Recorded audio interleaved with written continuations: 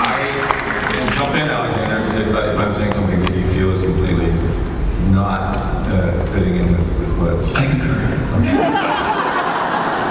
I believe that Eric looks at Godric exactly as Godric talks about their relationship when they first meet, is father, brother, son. And it is the most important, he is the most important person in Eric's life. And he's known him ever since he was born as a vampire, and there is a tremendous love there.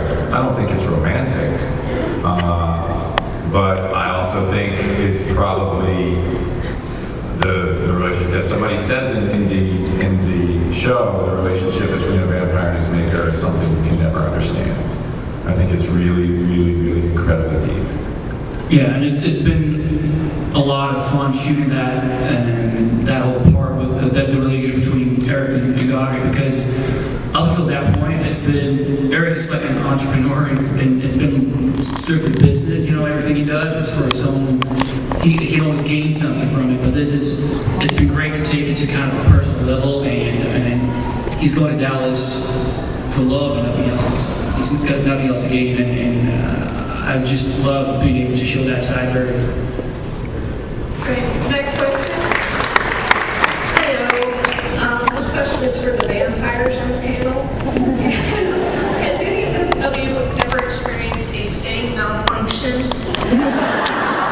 Yes, the hard ones stay in very well, but the rubber ones tend to fly out of your mouth if you talk too quickly, which is very hard and embarrassing when you're trying to be cool and immortal.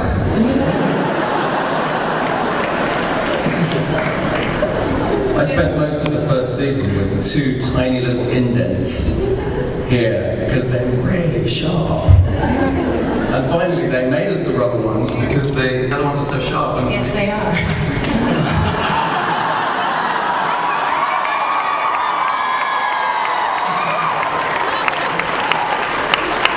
I make no comment.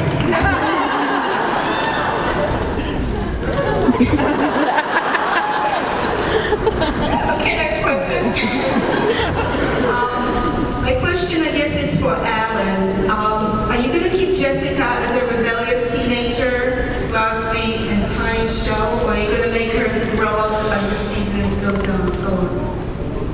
I think one of the great things about working on an extended series is that it's so different from a movie. You don't have to just define a character and have them be that. They can actually adapt and evolve as the series goes on. And I hope that the series has a relatively long life, and that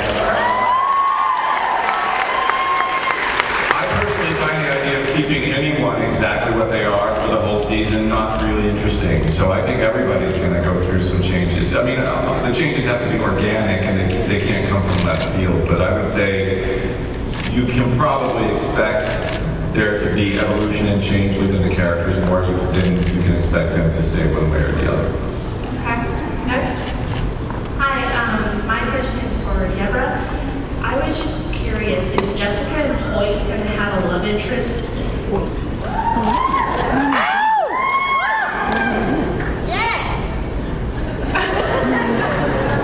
I hope so.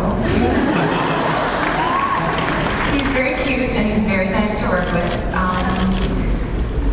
And I recommend you check out all of Jim Parrick's other work because he's really talented and she could be here with us today.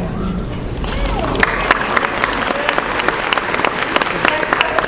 Hi, two things. One, Anna, happy birthday. And two, Alan, is there going to be like a half vampire baby and a half human?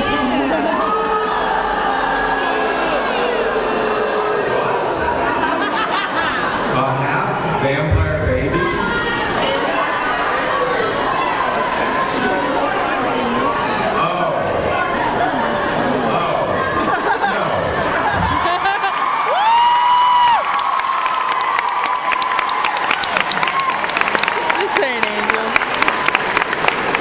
Vampires are either full-out vampires or they're not vampires. Great, next question. Hi everyone. This is for Miss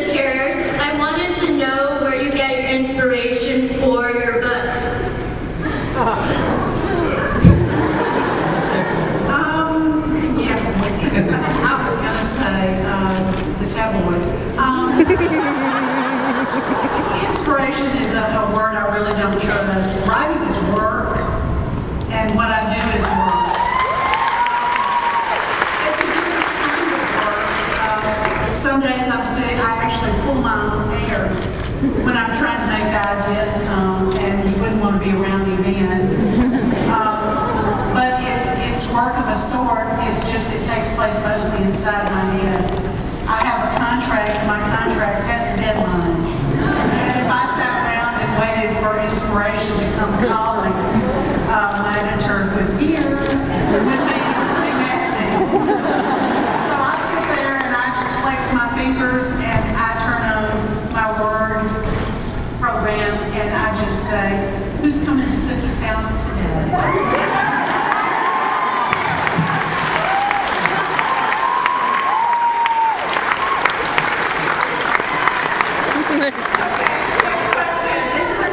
For Charlene and Alan Ball. I wanted to ask what kind of audience demographics that kind of made this show and the book a success? I know that Alan, of course, and myself also aimed for an adult audience.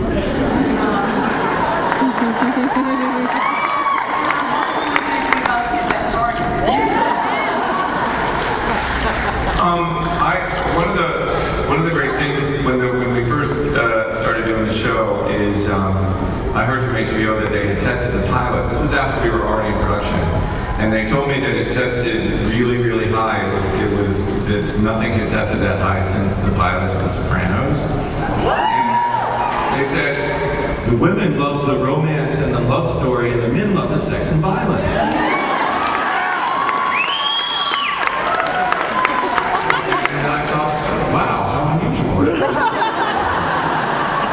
Since the show has been on the air, though, it really does have wide appeal. It doesn't skew specifically to women or men or any particular age group. There really seems to be, a really large audience for this show, and it seems to really go pretty much across the spectrum, which is something that makes me really happy. Right. So, next question. This question is for Alan Ball. I was curious how you felt that True Blood has impacted your career. How I feel like it's impacted my career. Yeah, in the biggest way. It ruined it. I'm dead.